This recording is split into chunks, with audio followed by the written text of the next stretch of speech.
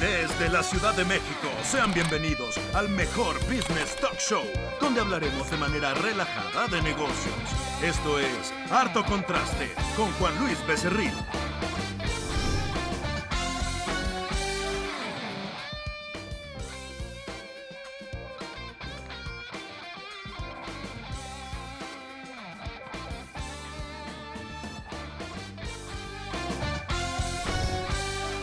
¿Una persona creativa se hace o nace? O sea, hay un momento donde ejercitas tu creatividad y dices, listo, son las 8, toca la media hora de dosis creativa, ¿o cómo funciona, Iván? Mira, yo creo que todos nacemos con un buen kit, que haga un kit desde que nacemos, no sé, con no sé cuántos millones de litros de lágrimas para poder informarle a la mamá, al papá, que nos sentimos mal y nuestro lenguaje es limitado. También en el kit te incluye 100,000 millones de neuronas, que más o menos son la cantidad de estrellas que hay en la Vía Láctea, que eso me parece una coincidencia brutal.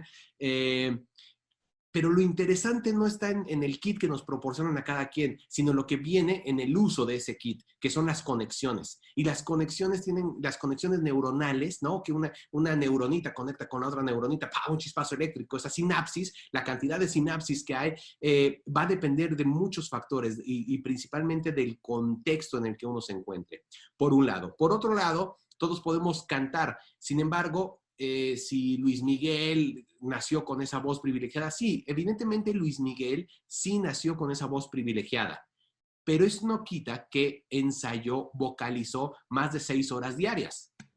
O sea, hay disciplina en el proceso también. Por supuesto. Entonces yo creo que la creatividad es una potencialidad. De modo que cada persona podemos, así como aprendemos a leer y a escribir, lo mismo pasa con la creatividad. Y en los lugares, curiosamente, donde se nos enseña a leer y a escribir, es donde truncan con mayor frecuencia la creatividad, que eso es la escuela. Decía Albert Einstein, conocimiento que no es experiencia, solo es información. Entonces, mi chamba es hacerle caso a ese señor que pensaba mucho y convertir la información en experiencias. Entonces, eso me lleva a poder aportarle a las empresas desde estrategias, ¿no? Reunirme con los directivos para que juntos diseñemos estrategias, ya sea de comunicación o estrategias comerciales o ambas, y todo basado en la creatividad, en poder fomentar algo que le llamo yo una cultura creativa. Y una cultura creativa tiene que ver con varios ingredientes. 3 de ellos principales. Creo que una cultura creativa es lo que se necesita, es decir, un equipo creativo y cuando me preguntan las empresas, oye, pero es que no tengo un equipo creativo. No, error. Todos tus equipos, todos deben de ser creativos y se deben de tratar como equipos creativos porque son los que van a ofrecer soluciones y son los que van a ofrecer las soluciones de cómo adaptarse, son los que van a tener que responder cómo adaptarnos ante los nuevos contextos, ante los nuevos entornos. Y si tu equipo, ya sea que se dedique a finanzas, que se dedique a marketing, que se dedique a lo que se dedica a ventas, no está capacitado para eso, entonces sí tenemos un problema. ¿Qué hago yo? Pues llegar y compartir como metodologías que nos permitan pensar de una manera diferente y que se pueda aterrizar en el negocio y en el día a día. Te quería preguntar algo respecto al riesgo, Iván, que es, a veces no le tenemos tanto el miedo a ser creativos o a creérnosla como al riesgo o a la preocupación de fallar. ¿Cómo está esta correlación de la creatividad y el presupuesto de errores? Mira, yo creo que las personas pueden ser el doble de creativas de un momento a otro. Con mis técnicas no. No, pueden ser el doble de creativas de un momento a otro cuando se atreven a levantar la mano. Y en cuanto te atreves a levantar la mano, te vulneras y es necesario vulnerarte, es necesario exhibirte, porque la creatividad se tiene que ir construyendo, es un peldaño y gracias a que tú dijiste eso, a mí se me ocurrió esto otro, y gracias a que a mí se me ocurrió esto otro, a este otro se le ocurrió. Y entonces la idea es protagónica, más no la persona. Pero el otro rango es de aquí a acá, ¿no? O sea, ¿qué es la distancia que hay entre el corazón y el cerebro? El recorrido que tiene que hacer una persona creativa se limita a 30 40 centímetros, que es la distancia que hay entre el corazón y la cabeza. Se cree que para ser más creativo debes de agilizar tu mente. Sí, pero eso es fácil, sabiendo provocar la mente. Lo que es difícil es lo que tú estás haciendo. Es emprender algo diferente y decir, ay, ojalá guste, ojalá, no tengo certezas. Claro, con eso nos volvemos locos, con no tener certezas. Entonces, de pronto, en el camino normal es que nos vamos a equivocar. Y entonces, reponerte de eso es muy, muy difícil. No necesitas una mente ágil, necesitas un corazón ágil. Y para tener un corazón ágil, debemos de sabernos desprender de los errores. Saber ser amables con nosotros mismos, perdonarnos, felicitarnos, aplaudirnos, decir, qué bien lo hiciste. ¿Por qué? Porque saliste a trabajar en este contexto que nadie está entendiendo, porque tuviste el valor de recuperarte de que te colgaron el teléfono, para que no te sientas solo con tu ejemplo de los 80s, que te colgaron el teléfono y te recuperaste de eso. En la medida que nosotros dejemos de castigarnos y empecemos a aplaudirnos, seamos amables, bondadosos con nosotros y decir, lo hiciste muy bien, vamos, la que sigue. Él no lo quiso, el del problema es él, no yo, vámonos.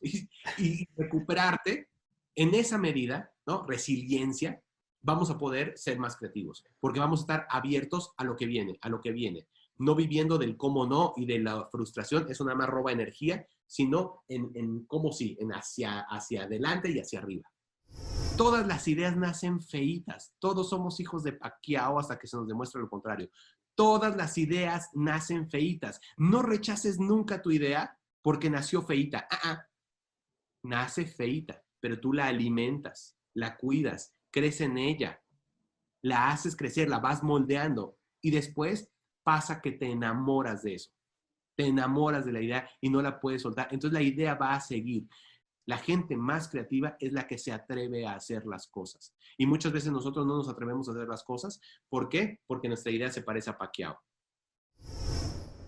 La creatividad viene primeramente de la sinceridad de tu corazón. Yo soy una persona que nunca voy a echarte mentiras ni de las cosas que escribo, ni de las cosas que canto. Es algo siempre sincero.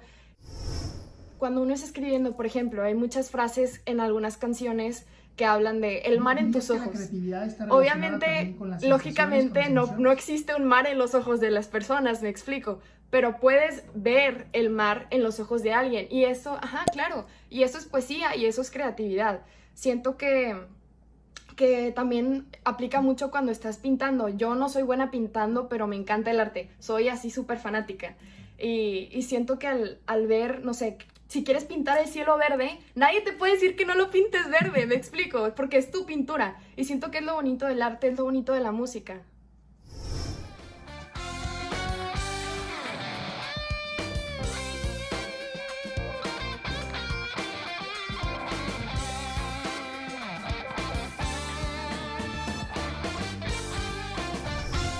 A nosotros nos toca efectivamente nuestra generación, que es la generación X, ser un poquito más conciliadores, ser un poquito más promotores del trabajo en equipo.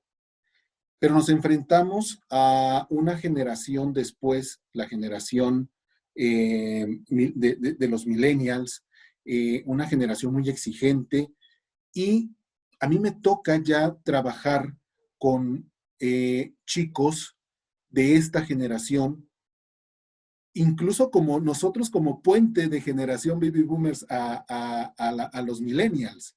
Entonces, nosotros todavía somos inmigrantes digitales. Los millennials, ya son nativos digitales.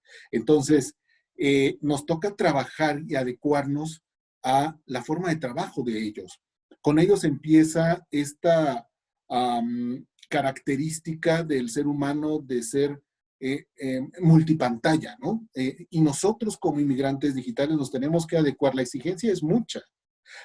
Hoy en día nos toca trabajar con una generación distinta a los millennials, que son la generación Z. La generación Z que ya es multipantalla. Los millennials podían manejar 2 pantallas a la vez. Hoy en día la generación Z maneja hasta 5 pantallas. Por lo tanto, el reto de los profesores es muy importante. Es bastante grande. Imagínense que para poder dar una clase a nuestra generación Z, tenemos nosotros que poder ganarle a esas 5 pantallas que están esperando. El chico generación Z, hoy en día, podemos tener su atención, si le interesa el tema, hasta 8 segundos. ¿Qué tenemos que hacer los docentes? Tener actividades para que el chico de generación Z esté atendiendo esto, atendiendo aquello, porque su atención la podemos tener muy poco tiempo. Si los jóvenes son el futuro de México, ¿cuál es el futuro de México?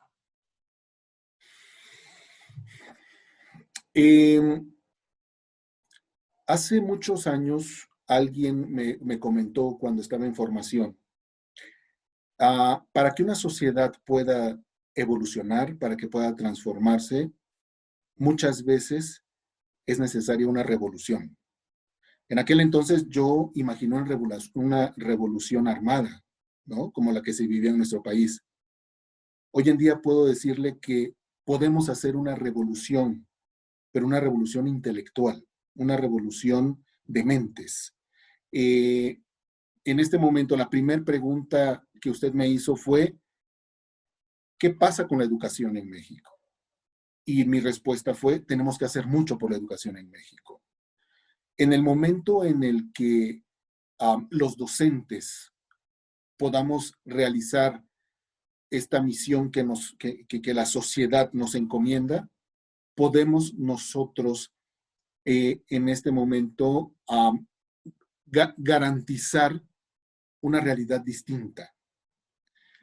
Si nuestros jóvenes mexicanos son el futuro de México, yo me atrevería a decir que cada vez el futuro de México va siendo mejor, porque cada vez veo a maestros más comprometidos, cada vez veo a instituciones más comprometidas por una educación de calidad. Incluso hay muchos tabúes en cuanto a la educación pública. Veo yo más maestros comprometidos de educación pública con su labor.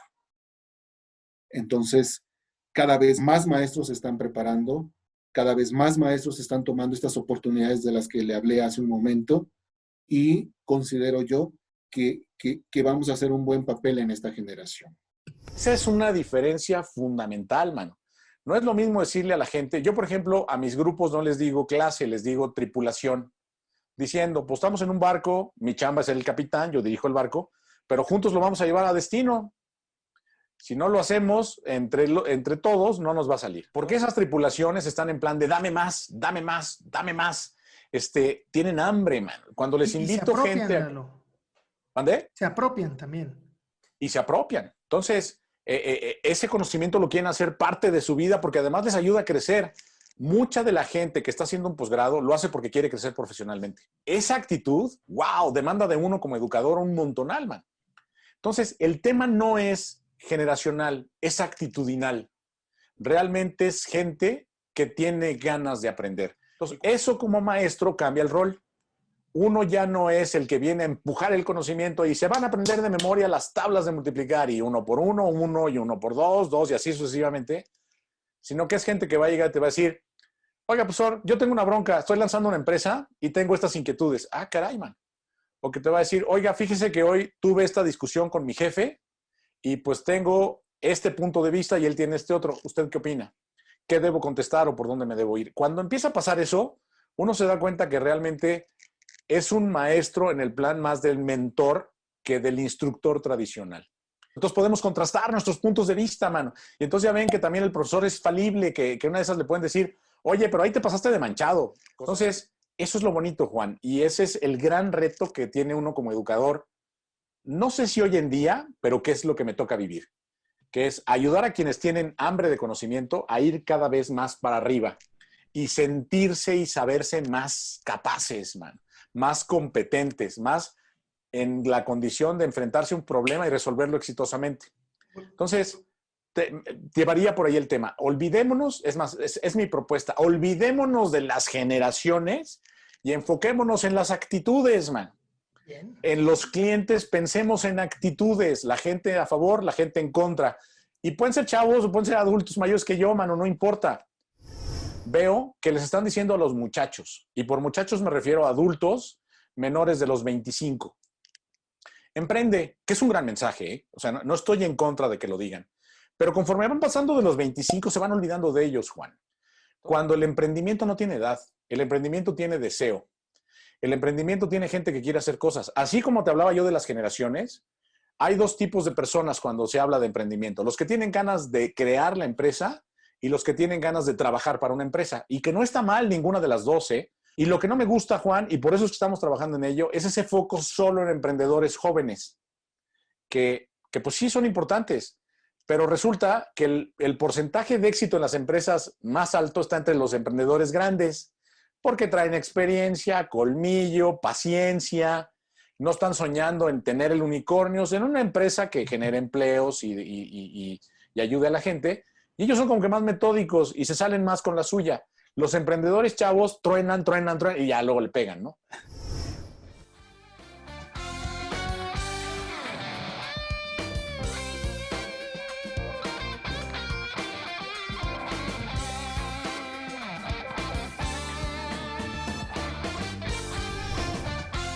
¿Qué tipo de sangre se necesita para ser un emprendedor en cualquier país?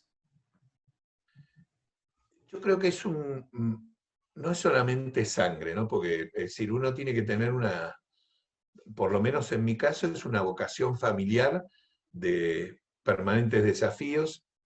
Viene de la educación de cada uno. Yo soy el 9º hijo de una familia de inmigrantes españoles.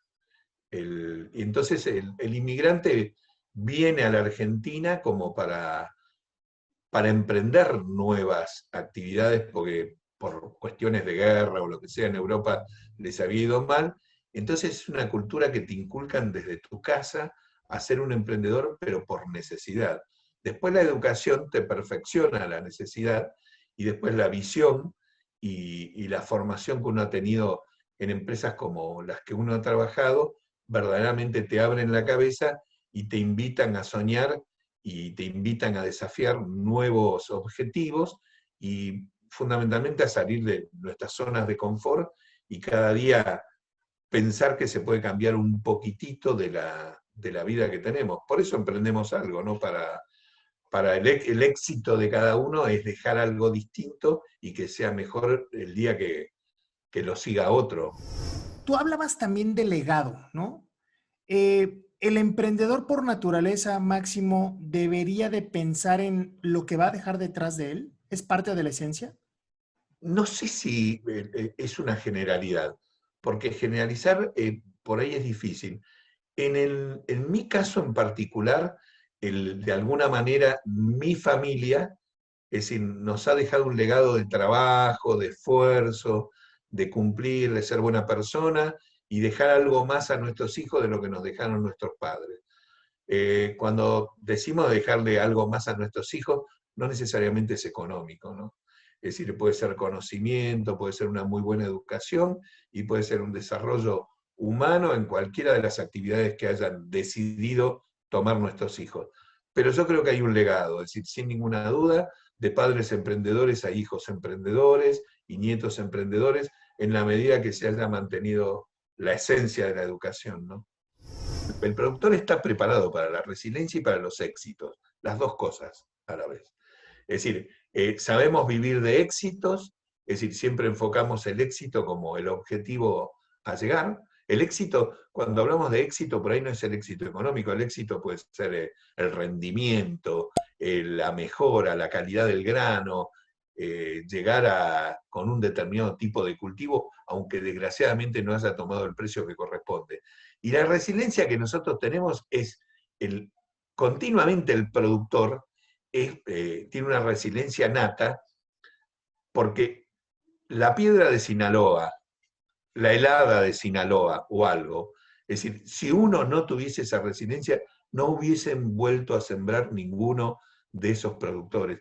Y a nosotros nos supera, es decir, es un nuevo desafío. Algo que nos va mal es una oportunidad para crecer mañana. Es decir, sin ninguna duda, mañana será mejor. Yo me acuerdo que un recuerdo de mi madre que me decía, sonríe cuando llueve, dice, los tontos lo hacen cuando sale el sol nada más. Y el productor es un poco así, es decir, yo creo que cuando algo te va mal por algo, Juan Luis, es una oportunidad para un nuevo desafío o algo. Y es decir, y convivimos de esa manera, convivimos con el éxito, los desafíos, la resiliencia, y sin ninguna duda, es decir, es la mejora continua y los desafíos continuos. But about entrepreneurship, it was not like, okay, what I'm gonna do, okay, let's create a company. What happened in between just to be prepared for that moment, Erin? I wanted another job. I wanted another job exactly like the one that I had. And in fact, I interviewed for a job exactly like the one that I had. And I thought, I'll leave there and I'll slide in here and everything will be great. I like my life the way it is. Wrong, not going to happen. And so ultimately, for a lot of good reasons, I didn't get a job like exactly what I had. And so I had to sit with it and say, ultimately, the only way I can control my destiny is to create my destiny. So instead of sitting back and waiting for the right job to appear, I'm going to create a company. And that company is going to give me a chance to learn new things, meet new people, explore other companies and their cultures. And from there, I'll find my dream job. Maybe it'll take a couple months, maybe it'll take a couple years, but let me try to do this so that I don't, everyone is always so scared of that gap on the resume. And so I wanted to make sure when I was done on May 31st, 2019, on June 1st, I had something to say. Even if it didn't last forever, it was the practice, it was the experiment, but ultimately it was taking back some control for myself and feeling like I was in charge of my own destiny. Well, let's be honest, I never set out to be an entrepreneur. I got pushed into it. Like if the end of a cliff and you're going off with a bungee cord, that was me because of the circumstances. But there are many people who have a dream and who want to be an entrepreneur, but it's hard to make that leap without the push. I think anything that gets you on the journey is really thinking about it. For me, it was doodling down the names of a company and thinking about what it would be called. It was practicing having the conversation. And so I would go for lunch with people and I would kind of float the idea, you know, I think I might start a consulting company. And I would gauge to see what people's reaction was. And guess what? They were all positive. It was not as scary as I thought it would be. But once you start saying it out loud, then you have to do it. Then you start feeling that pressure inside that tells you, I can do it. I want to do it. And now you're almost in some ways like giving birth to a baby that you're like, well, I want to meet this and I want to see what this will be like. And so there have been a few times in the last year where I have applied for a job because it looked like the dream job on paper. And when it came down to either the first conversation with a recruiter or an interview, I knew pretty quickly that I love what I'm doing now. And so it's got to be pretty special to give up what you can create for yourself. Being an entrepreneur can be really lonely. Whereas I worked with a global company, I got to work with people all around the world. Sometimes when it's just you, especially in the Canadian winter, it's pretty quiet. It can be very lonely, especially if you are an extrovert and you really want to be around people. Sometimes it's also sad when you're working on a project and you help, but then at some point, everybody who's working with you says, it's time for you to go now. We'll take it from here. And I really like to see things through. So there's a lot of learning there. But it's amazing how the pandemic really changed that. Now, everybody was working from their home. Everybody was engaging this way. I didn't feel like everyone was out there living a great life and being with each other. And I was at home running my company. We're all kind of now doing the same thing together. And so that prepared me well for the pandemic.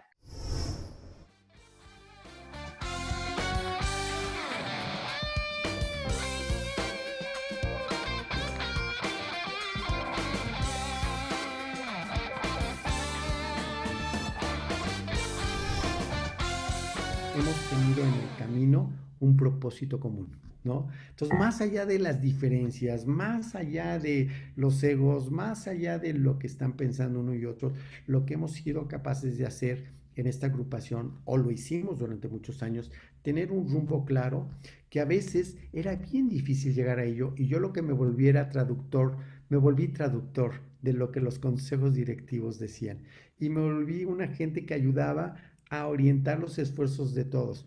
Las envidias, por supuesto, pues sabemos aquí claramente que los mexicanos nos duele el éxito de los de enfrente, ¿no? Lamentablemente es cultural.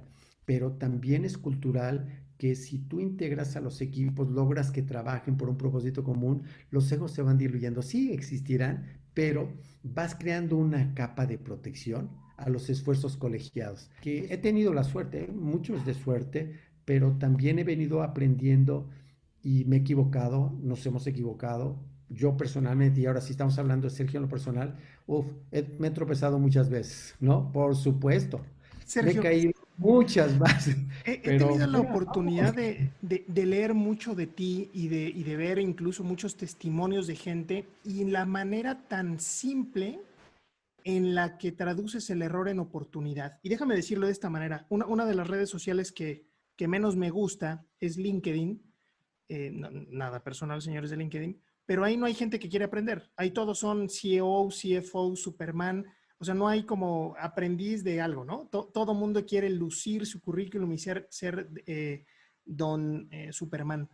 Pero una cosa que yo he visto a través de tus declaraciones en muchos medios es que tú siempre has declarado el fracaso como parte natural. ¿Esto es un tema cultural? ¿Esto es un tema de resiliencia? ¿Esto es un tema de costumbre? ¿Por qué es tan difícil reconocer que a veces se puede fracasar, Sergio?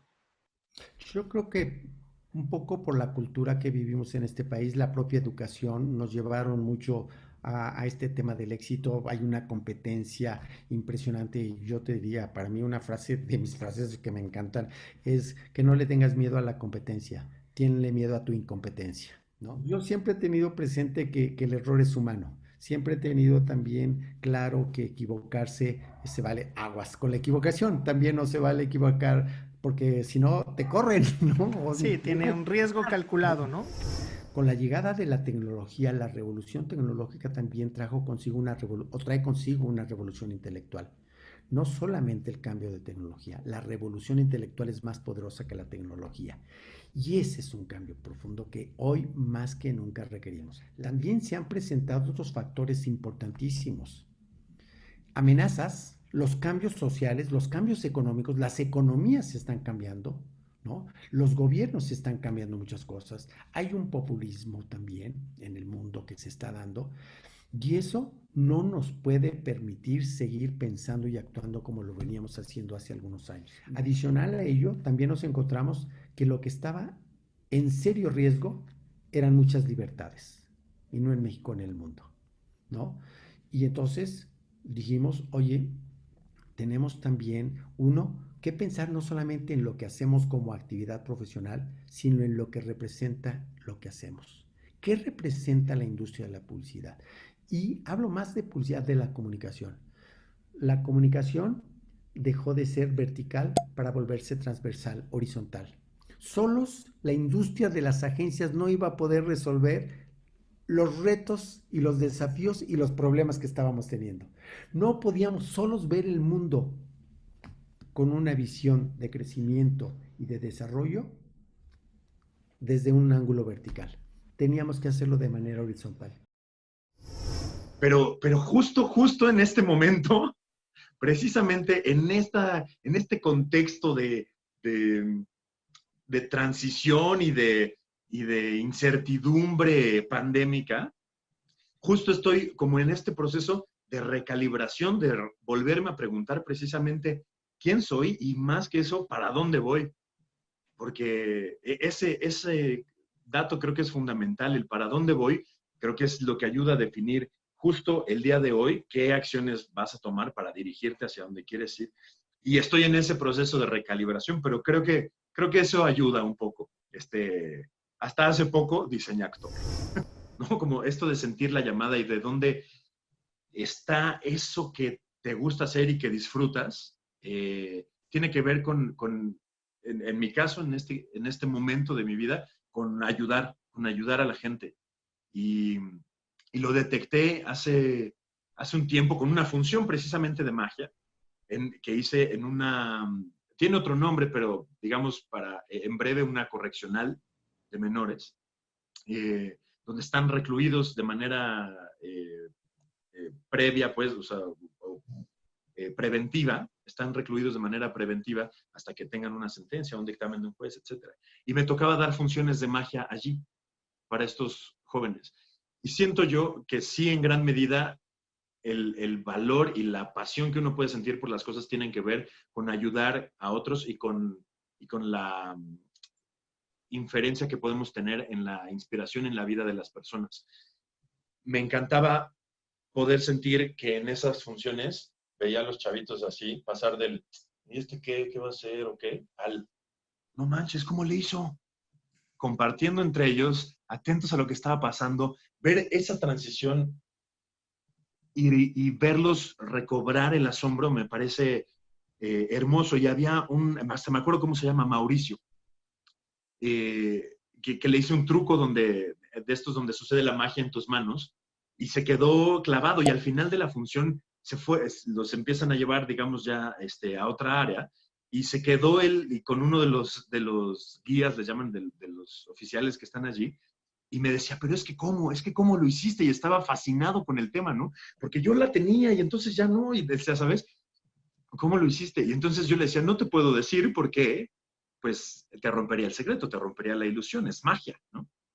Pero lo que te puedo decir es que cualquier cosa se puede aprender. Dependiendo que sea, te va a costar más o menos trabajo, pero lo que sea, lo puedes aprender. Y entonces ver en su cara la caída de 20 en su cara, para mí esas cosas no tienen precio, porque puedo pensar que eso tal vez le transformó por un instante su visión del mundo y con ello tal vez el rumbo de las decisiones que va a tomar más adelante. Entonces, eso para mí es lo que me ha resultado como llamada, como vocación, como de aportar a la vida de las personas, y lo hago desde un lugar de mucho amor, y te agradezco también por darme esta oportunidad de compartir aquí y que esperemos que sea útil para los que escuchen. Tengo un personaje que se llama Magodines, que tiene como, precisamente son godines que hacen magia y que para él la vida misma está llena de magia. Es hijo de una mujer barbuda y de un mago del circo, y de ahí surge él. Entonces se escapa del circo porque él quiere tener un trabajo estable. Quiere estar en una oficina y checar tarjeta, calentar su topper en el microondas. Quiere ser godines, él quiere, ya sabes. Todo lo que muchas personas rechazan o quieren dejar de hacer, por cierto. Exactamente. Es un poco como el anti-cliché, ¿no? Y de nuevo, él se encuentra como en esta situación donde llega y cumple su sueño y se da cuenta de que no necesariamente es lo que le atraía, pero no porque por sí mismo lo fuera, sino porque ya lo cumplió, y en la medida que lo cumplió, lo que sigue es seguir creciendo y seguir evolucionando y seguir expandiendo su energía y su desarrollo y su evolución. Entonces no tiene tanto que ver con qué es lo que haces, sino cómo lo haces, si te está aportando, si te está nutriendo, si lo estás disfrutando, si no lo estás disfrutando. Y eso en gran medida también es una decisión.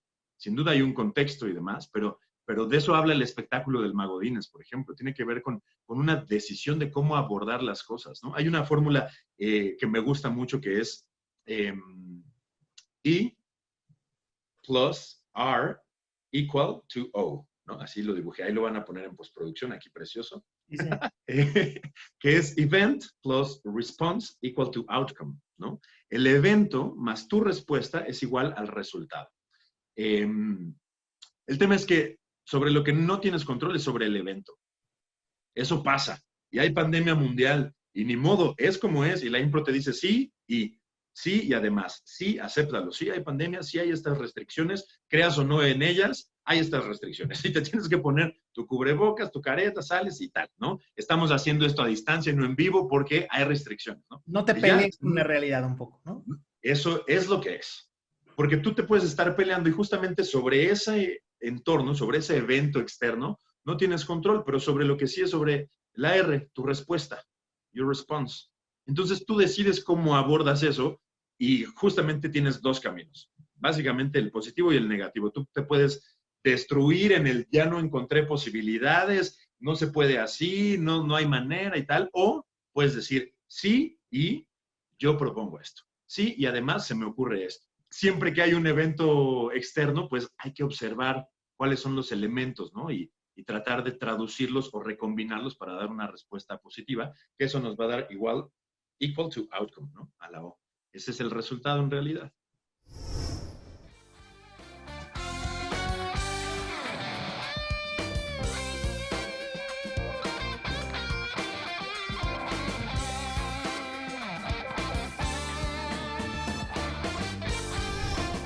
¿Cuáles son los elementos de una buena historia? Es más, ¿por qué es importante contar una historia? Bueno, es importante contar una historia desde siempre, ¿no? Tú piensas en los trovadores, desde esos tiempos.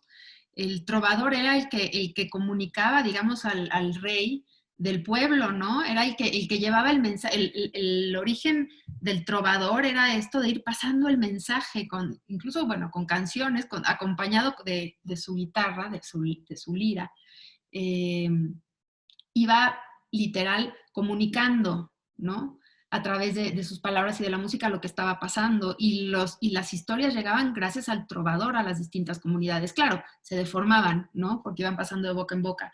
Pero una historia te informa, una historia te forma, de una historia aprendes, algo te puede rebotar de lo que estás escuchando y nunca sabes qué clic te puede caer a partir de escuchar una historia. Creo que también parte mucho de la curiosidad y que es una gran forma de enseñar algo nuevo a alguien que ya sea que lo esté buscando o no.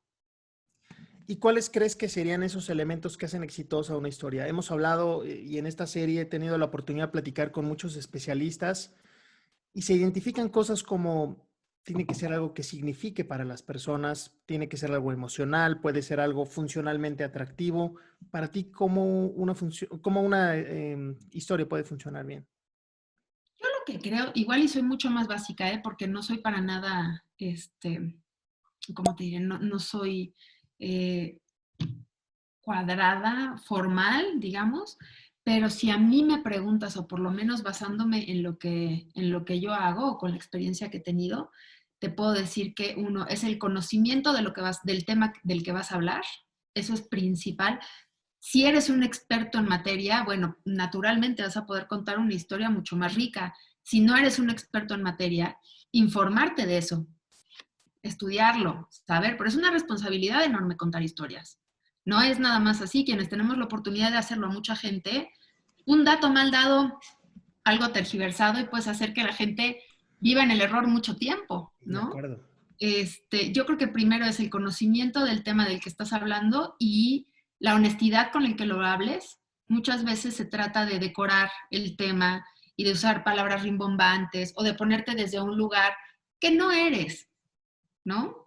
Creo que ser honesto a la hora de contarlo y que tu personalidad esté implícita en el discurso que tengas sobre ese tema, en la historia que estés contando. O sea, porque tal vez una persona que sea muy seria y te va a hablar no sé, de cualquier tema serio y quizá aburrido, bueno, te lo va a contar a su manera, ¿no? Y es como lo cuenta y está todo bien. Bueno, es así. Si no, búscate a alguien más que te la cuente, busca otras fuentes. Es así. Ahora, el por qué hay mayor empatía con ciertas personas que cuentan las historias de cierta forma, bueno, yo creo que ahí también, es lo que te digo, pasa mucho por la personalidad, por el tono y por la manera en que las cuentes. ¿Podría asumir que pesa más la conexión con las personas que la preparación que tengas para contar una historia?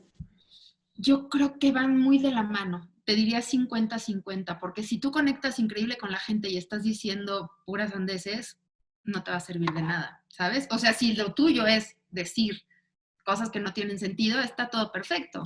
Pero si tú estás buscando una información, ¿verdad?, sobre cierta cosa, por más que conectes con la persona, si no te está dando datos veraces, si no te está contando algo que te aporte, va a ser tiempo perdido. Y si me dices en dónde me siento como pez en el agua, a mí mientras me dejen hablar, yo estoy ahí. Mientras me dejen hablar, pero te diría que en donde más es o sea, todo surge al final del día a partir de las letras, ¿no? Entonces, para mí escribir es lo que más disfruto. Lo que hago en radio lo preparo escribiendo, ¿no? Mis estrategias de comunicación, mis planes, pues los hago, volvemos a lo mismo con la computadora, escribiendo. Entonces, realmente lo mío primero es estructurar, escribir, lograr encontrar este hilo conductor que de pronto conecta, porque sí creo que eso es al final del día lo más importante y ese es uno de los retos principales que tenemos quienes contamos historias, no perder el hilo conductor, ¿no? Es muy fácil de repente irte por otros caminos y ya de repente encontrarte en un lugar que dices, ya no me acuerdo ni a dónde iba, ¿no? Y el hecho de confrontarte con confrontarme con las letras e ir encontrando mi hilo conductor para también conectar todo, incluso todo lo que hago, ¿no? Que recaiga en algún lugar común, pues eso es lo mío. Por eso, en resumen, ¿ves? Yo me puedo soltar hablando. En resumen, te diría las letras. Los que tenemos el gusto o la necesidad de contar historias y de platicar alrededor de esto por nuestro trabajo, dirigirnos a ciertas audiencias delante o detrás de una cámara, hemos identificado que una fuente natural de entrenamiento son los estandoperos, porque justamente tienen dos características que a mí me llaman la atención. Una es el hecho de que hacen parecer que se les están ocurriendo las cosas, cuando tienen una preparación y una estructura genial, y la manera de conectar es a partir de saberse burlar de sí mismos. Bueno, obviamente funciona así. Para contar historias tienes que ser primero honesto con tu historia y tienes que saber compartir tu historia y tienes que aprender a reírte de ti y tienes que aprender a quitar esos filtros, lo que te digo, ¿no? Tendemos mucho a decorar. Y últimamente con redes sociales es muy fácil decorar. Decoras tu vida, decoras las fotos que tomas con filtros, ¿no? Te maquillas tu vida como se te da la gana, maquillas tus historias y la base para que realmente tu mensaje o tu historia sea recibida como tiene que ser o como quieres que sea, tiene que ser la honestidad.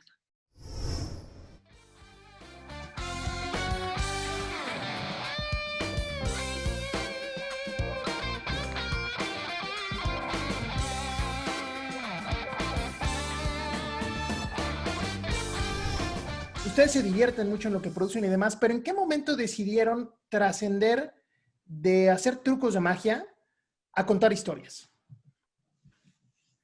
Pues bueno, todo esto empezó porque cuando nosotros hacíamos los trucos, nuestros papás, me regreso un poquito con lo de mi mamá y nuestro papá, siempre nos decían, oigan, está padre que nos hagan una magia con cartas, pero pónganle una historia, envuélvanme en la magia.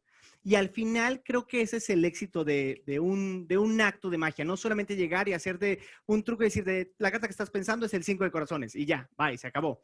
La idea es que generes todo un ambiente y una atmósfera para crear historias. Y también le jugamos mucho al audio, ponemos mucha música, iluminación. Yo siempre decimos que la magia es como un sentimiento. Y tratamos de abordar ahora sí que los sentimientos que tenemos los humanos para pegarle por todas partes, tanto el visual, el auditivo, también hasta les aventamos aromas para que la gente sienta toda la magia. Sí, utilizamos todos los sentidos, tratamos de pegarles en todos los sentidos y como dice Moy, nuestro trabajo es mover emociones al final. La magia creo que solo es un pretexto. Al final la gente nos ha dicho que somos comediantes pero que hacemos magia, que somos contadores de historias pero que hacemos magia, que tenemos... que nos gusta los shows con producción, y que la magia, ¿sabes? Entonces, al final la magia es nuestro hilo conductor y es lo que hacemos y al final es la cereza del pastel de todo, pero creo que hay una combinación de todo y todo se trata de mover emociones y cuando creamos un acto, no empezamos diciendo por qué queremos hacer, sino cómo queremos hacer sentir a la gente. Y también algo padre es que la magia, bueno, el show está hecho con lo que el público nos ha dicho, nos ha dado retro y todo. Entonces nos dicen, oigan, estaría padre que nosotros hiciéramos magia y creamos un acto en el cual todo el público desde su lugar va a hacer magia. Y bueno, vamos haciendo cosas y creando actos que el público solito nos va soltando. Sí, lo que dice Moy también, por ejemplo, nos encanta escuchar al público. Siempre que terminamos, nos encanta saludar a quienes nos fueron a ver y escucharlos, porque de verdad que de ahí salen las mejores ideas. Es como, yo quería pasar y yo quería pasar y yo quería pasar y decimos, bueno, si tanta gente quiere pasar, ¿por qué no hacemos un truco donde pase mucha gente? Y entonces de ahí empiezan a surgir las ideas. Pero realmente todo nuestro show ha sido creado gracias a que escuchamos a las personas que nos van a ver. Mi pregunta va a esto, Joe, Moy. ¿Repiten 100 o 150 veces el mismo show o con cosas muy parecidas durante un año? Y yo los veo, porque nadie me lo contó, los vi en un show de una empresa, a la semana siguiente o 15 días después fui con mi familia a verlos y se divierten igual y se ríen igual y, bueno, lo siguen disfrutando. Yo entiendo esto de hay que hacer lo que amas para que no tengas que trabajar y todo este rollo, pero, o sea, ¿no se aburren?